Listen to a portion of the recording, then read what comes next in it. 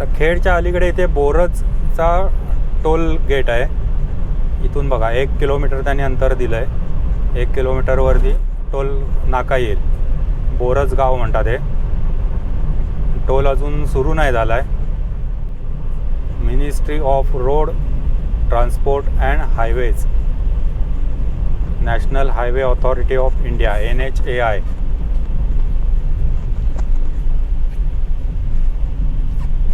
इथे अजून बाकी यंत्रणा काहीच उभी नाही राहिलेली, नुसताच टोल नाका उभा केला आहे. बाकी कम्प्युटर्स वगैरेने काय अजून आलेलं दिसत नाही आहे इथे. आणि ह्या टोल नाक्यावरनं पुढे आलात तुम्ही, ह्या शिवफाटा लागतो. पूर्वीचं एक फेमस ठिकाण आहे शिवफाटा. डाव्या हाताला गाव आहे ते, पण ते सुद्धा नाव कानावर आलेलं अनेक वेळेला. शिवफाट्याला आम्ही जातो, शिवफाट्याला थांबते गाडी. त्या कंडक्टर ओरडून सांगायचा शिवफाटा शिवफाटा. ती शिवफाट्याची लोक तयार व्हायची उतरायला. इथे पादचारी मार्ग केला आहे, फ्लायओव्हर टाईप. मग इकडनं तिकडे जाणाऱ्या लोकांसाठी हा मार्ग आहे. किती जण त्याचा उपयोग करतात हे बघायचं भविष्यात. पण शेजारी डाव्या हाताला जी खाली गावं आहेत त्यांना जाण्यासाठी तो रस्ता असावा. जांभुर्डे गाव खेडच्या थोडंसं अलीकडचं गाव आहे. आणि खेड आता इथून 6 किलोमीटर अंतर दाखवतोय. इथे सुद्धा मध्ये एक माझ्या अंदाजाने एक घाट येईल आधी, त्याच्यानंतर मग भोसते घाट येईल आणि मग खेड येईल.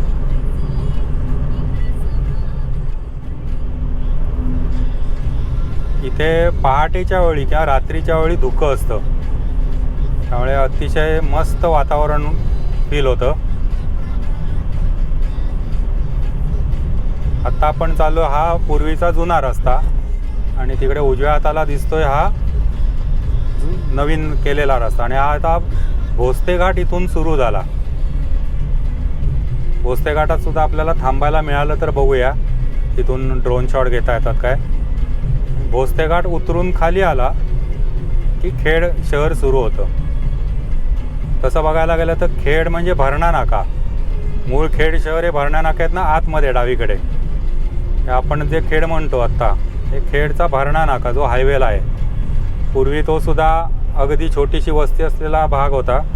पण हायवे नॅशनल हायवेचं ज्यावेळी काम सुरू झालं, त्याच्या आधी म्हणजे डिक्लेरेशन वगैरे झालं, त्याच्यानंतर एकदम प्रचंड स्पीडने तिकडे वसाहत झाली मोठी. हॉटेल्स वगैरे तर भरपूर झाली. भोसते घाटात गाडी चालवताना विशेष काळजी घ्या. त्याचं कारण असं आहे की इथली वेडीवाकडी वळणं अजून तशीच आहेत. आपण 80चा स्पीड आहे म्हणून त्या स्पीडने गाडी चालवायला जातो आणि सगळा उतार येतात आपल्याला जाताना. इथे खूप काळजी घ्या. कारण टर्न्स एकदम विचित्र आहेत आणि काय काय टर्न्स आहेत ते असे उतारात समजत नाहीत. पूर्वी ते स्पीड ब्रेकर्स होते, पण आता ते स्पीड ब्रेकर बहुतेक त्यांनी काढलेले असावेत. नाही, हा बघा पहिला स्पीड ब्रेकर आलाच इथे.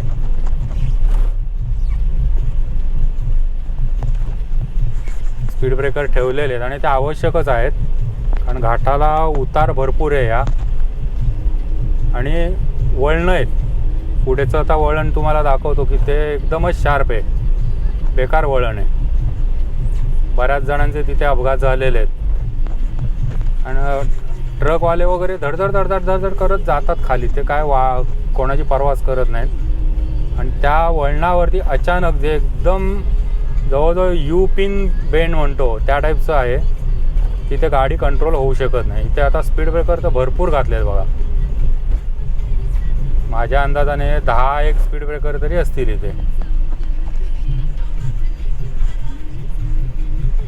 वास्तविक हा मधला डोंगर जो उजव्या हाताला दिसतोय थोडासा राहिलेला, तिथनं फोडून काय करता आलं का बघायला हरकत नव्हती. मग ते वळण जे तिथलं तीव्र राहिलेलं ते काढण्यासाठी, पण तसं काय केलं नाही. त्या वळणातनंच त्याने रस्ता घातला आहे. आणि आता हे सगळे स्पीड ब्रेकर आहेत ते उड्या मारत जायचं, हर्डल्स ते स्पीड ब्रेकरसुद्धा एवढे बेकार घातलेत, त्यांची उंची रुंदी याचं काय ताळमेळच नाही. काही ठिकाणी जरा सपाट आहेत, काही ठिकाणचे एकदम उंच आहेत. पण असो, आता स्पीड ब्रेकर आहे म्हटलं, तुम्हाला गाडी तर खूप स्लो न्यावीच लागणार आहे, त्याला काय पर्याय नाही आहे दुसरा. पण हे स्पीड ब्रेकर बघा किती आहेत. आणि हा पिवळा पट्टा भिंतीचा जो दिसतोय, इथून ॲक्च्युली सगळा ॲक्सिडेंट स्पॉट आहे. अनेक जण ह्या ठिकाणीच आपटलेले आहेत. भिंती बघा तुम्हाला घासलेल्या दिसतील. मी आता तिथे पुढे गेल्यावर जरा गाडी स्लो करतो.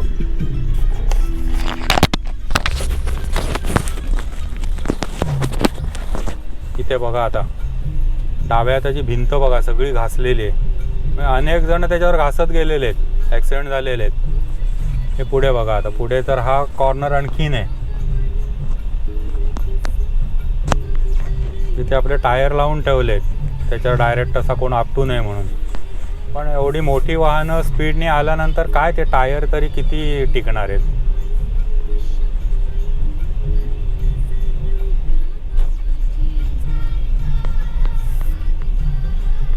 इथे जरा आपण थांबूया.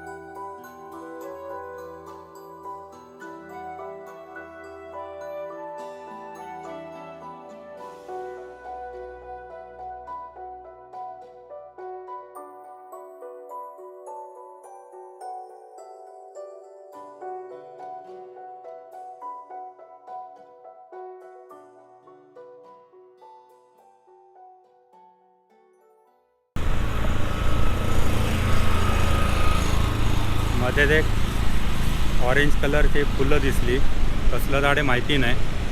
जर कोणाला माहिती असेल तर कृपया झाडाचं नाव सांगा.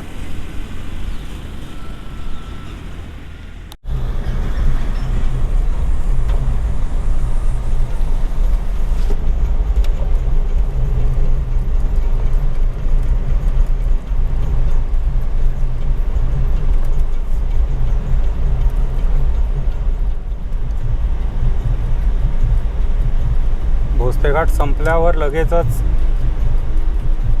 जगबुडीचा पूल लागतो. त्या पुलावरनं पुढे गेला की भरणा नाका आहे तो.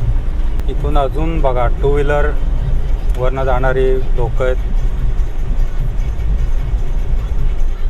कशी रिस्क घेतात ती बघा. म्हणजे हेल्मेट पाहिजे, कंपल्सरी आहे. आणि या एवढ्या उन्हातून सुद्धा ते उघड्या डोक्याने फिरत आहेत. अनेक वेळेला सनस्ट्रोक हा जो प्रकार आहे, हीटमुळे मेंदूवर होणारा आघात असा सांगून होत नाही किंवा कळतही नाही, त्याचे सिम्पटम्स दिसत नाहीत. पण एकदम अचानक तो सनस्ट्रोक येतो आणि मेंदू तुमचा निकामी होतो. त्याला गरजेचं आहे की तुम्ही तुमचं डोकं जे त्याला प्रोटेक्ट करा. तर ही बाई त्या डोक्यावरती आपला जरासा दुपट्टा घातल्यासारखं करते, पण त्यांनी तेवढ्यानं काय होणार आहे. टोपी किंवा काहीतरी पंचा वगैरे बांधून फिरायला पाहिजे. इथून डाव्या हाताला रेल्वे स्टेशन खेडचं. खरा रस्ता त्याचा पुढून आहे, रेल्वे स्टेशन इथे डावीकडे. हा पूल ओलांडून पुढे गेलं तिथे डाव्या हाताला रस्ता आहे. त्या रस्त्याने तुम्ही गेलात की रेल्वे स्टेशनला जाता.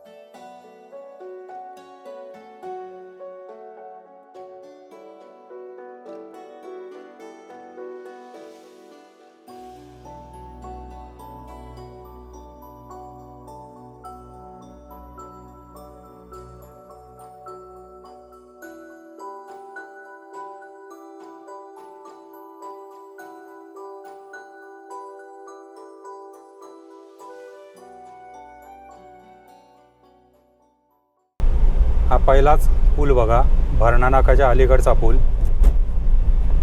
ह्या पुलाचं बांधकामसुद्धा बरेच वर्ष रखडलेलं होतं, पण आता दोन्ही मार्गिका सुरू आहेत, पलीकडची लेन आणि इकडची लेन. भरणा नाकामध्ये सुद्धा काम संपलेलं दिसतंय. भरणा नाकाला सुद्धा दोन्ही लेन चालू झालेल्या दिसत आहेत. भरणा नाकाच्या सुरुवातीला त्या डाव्या हाताला लक्ष टाका, ती एस टी बस येते.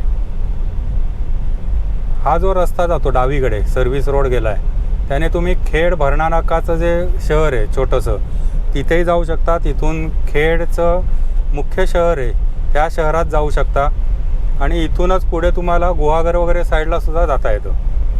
ह्या रस्त्याने तुम्हाला खेडमध्ये जाता येईल. आता आपण ओव्हरब्रिजवरून जातो आहे. ह्या ब्रिजवरून खेड भरणा हे जे ठिकाण आहे, भरणा नाका ज्याला म्हणतात, तो त्यांनी बायपास केला. हा छोटासा एक ओव्हरब्रिज झाला इथे आणि दोन्ही लेन्स आता इकडच्या चालू आहेत, डावीकडे उजवीकडे.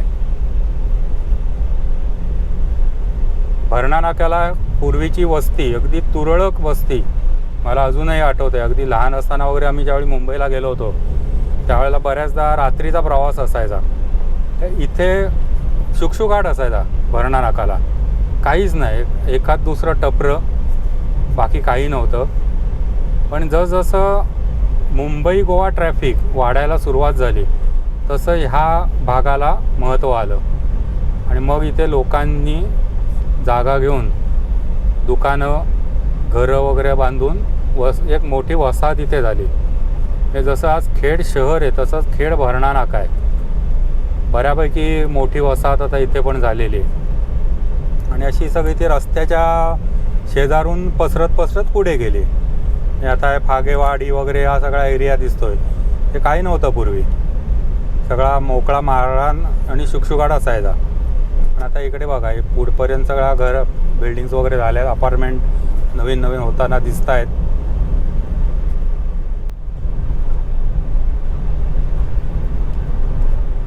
त्यामुळे इथे सुद्धा आता ही डबल लेन चालू आहे. त्यामुळे पूर्वी समोर येणारं ट्रॅफिक आता तुम्हाला इथे दिसणार नाही.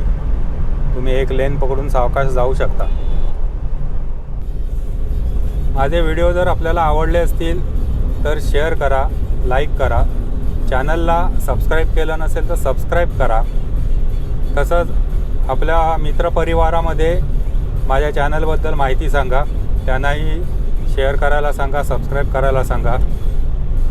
आपला जो आत्तापर्यंत सपोर्ट मिळाला आहे त्याबद्दल सर्वांचा आभारी आहे आणि असाच सपोर्ट भविष्यातही मिळेल अशी आशा बाळगतो आणि आपली रजा घेतो. धन्यवाद.